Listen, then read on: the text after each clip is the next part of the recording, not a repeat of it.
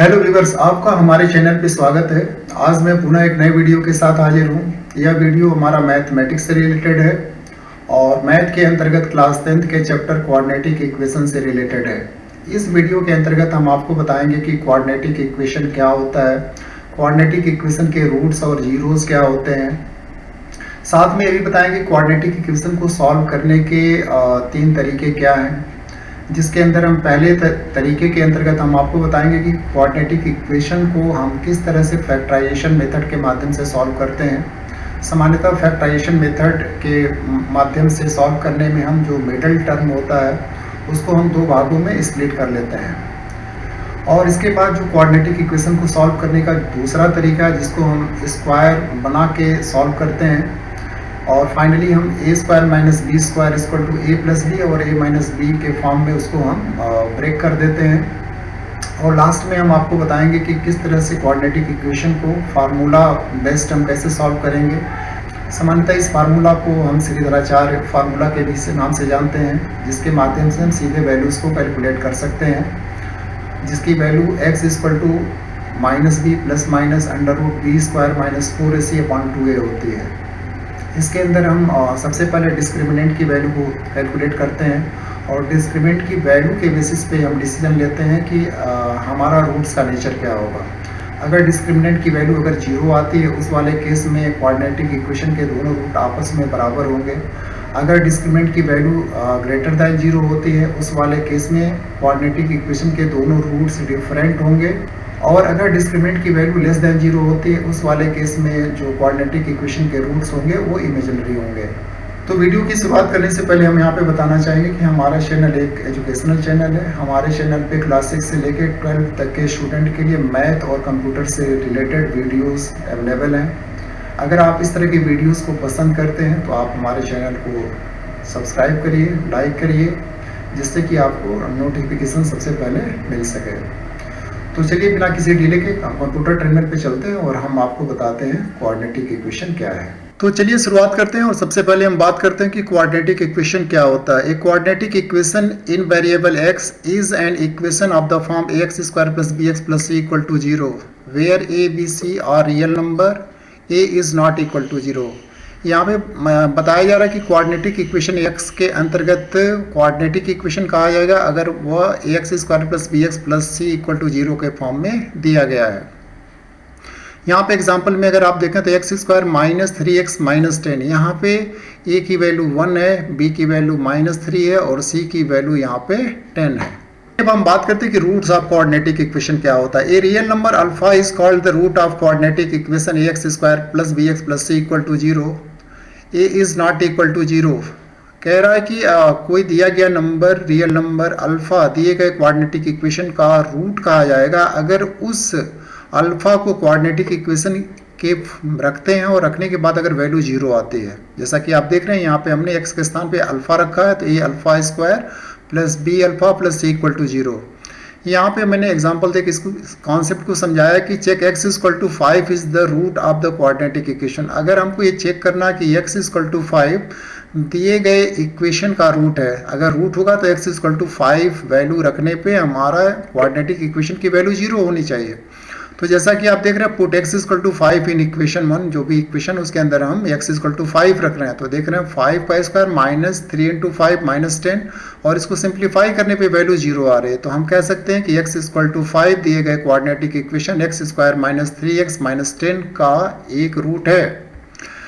x equal to alpha is the solution of quadratic equation और alpha satisfy the quadratic equation. यहाँ पे कहने के 2 तरीके हैं। अगर x इक्वल टू अल्फा को हम दिए गए क्वाड्रेटिक इक्वेशन का सॉल्यूशन कहते हैं या अल्फा की वैल्यू उस दिए गए क्वाड्रेटिक इक्वेशन में रखने पर उसको सेटिस्फाई करता है।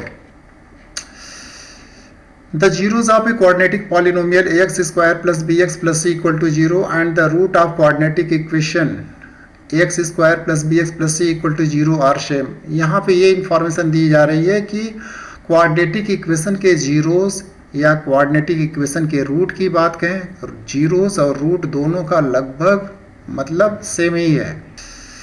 तो चलिए अब हम बात करते हैं solution of quadratic equation by factorisation. यहाँ पे हम बताना चाहेंगे क्वाड्रेटिक इक्वेशन को सॉल्व करने के यहाँ पे 3 तरीके हैं, जिसमें पहला जो तरीका है फैक्टराइजेशन मेथड।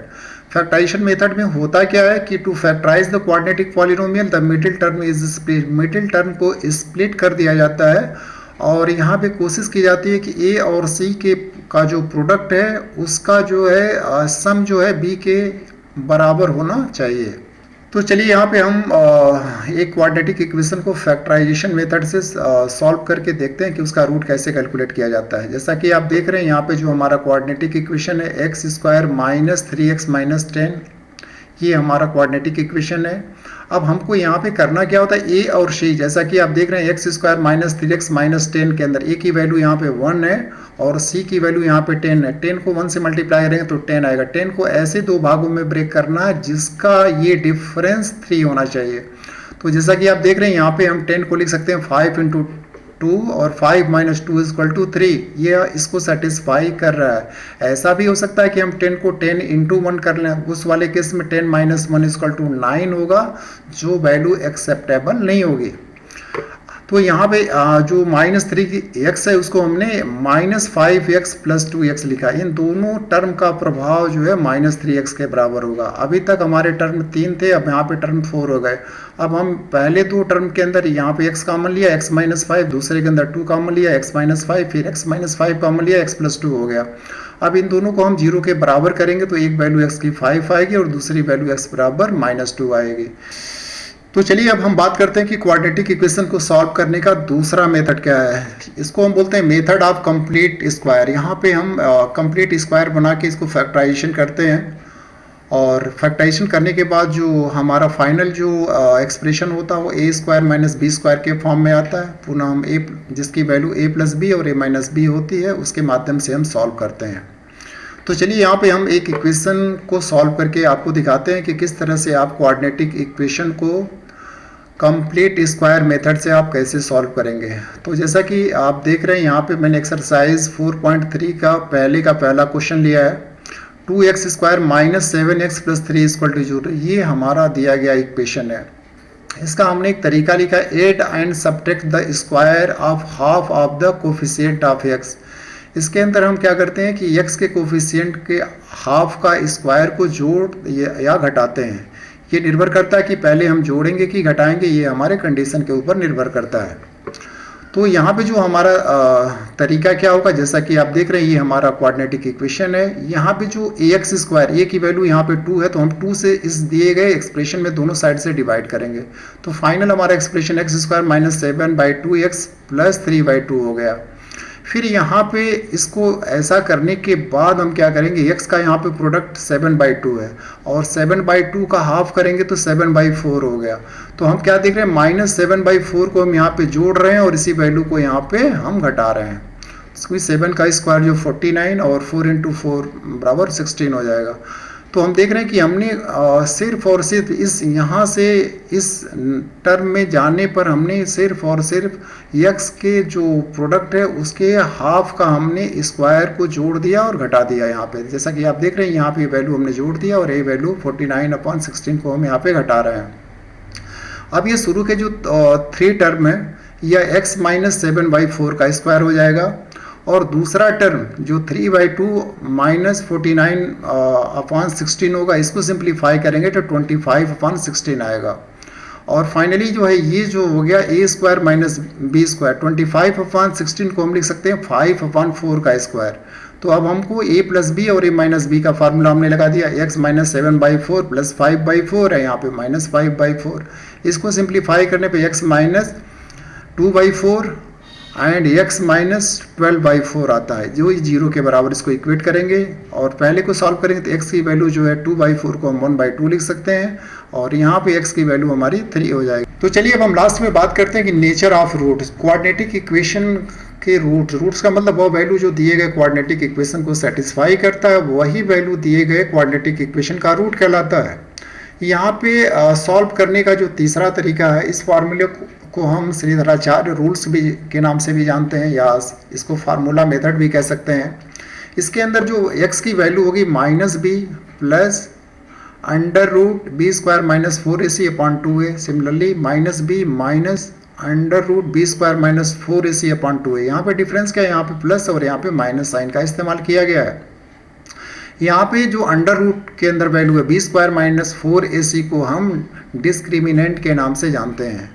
तो यहाँ पे जो रूट्स की वैल्यू का नेचर क्या, कब हमारा जो रूट्स होगा रियल नंबर होगा, कब हमारा रियल और डिस्टिंक्ट होगा, और कब ये हमारा रूट्स इमेजिनरी होगा, ये कंडीशन पे निर्भर करता है। Nature of roots based on discriminant value. Discriminant की वैल्यू को हम सबसे पहले कैलकुलेट करते हैं, और यहाँ पे अगर डिस्क्रिमिनेंट की वैल्यू 0 आती है then the roots are real and equal. उस वाले केस में रूट्स हमारे रियल होंगे और बराबर होंगे।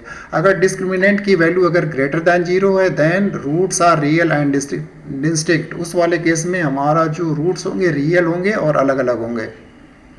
तीसरा जो कंडीशन है कि अगर डिस्क्रिमिनेंट की वैल्यू अगर लेस दैन 0 है then the roots are imaginary not real.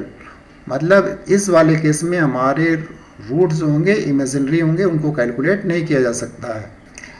तो इस वीडियो के अंतर्गत मैंने आपको बताया कि किस तरह से क्वाड्रेटिक इक्वेशन को सॉल्व करने के 3 डिफरेंट मेथड्स क्या है, क्वाड्रेटिक इक्वेशन क्या होता है, क्वाड्रेटिक इक्वेशन के रूट्स क्या हैं, उसके जीरोस क्या है।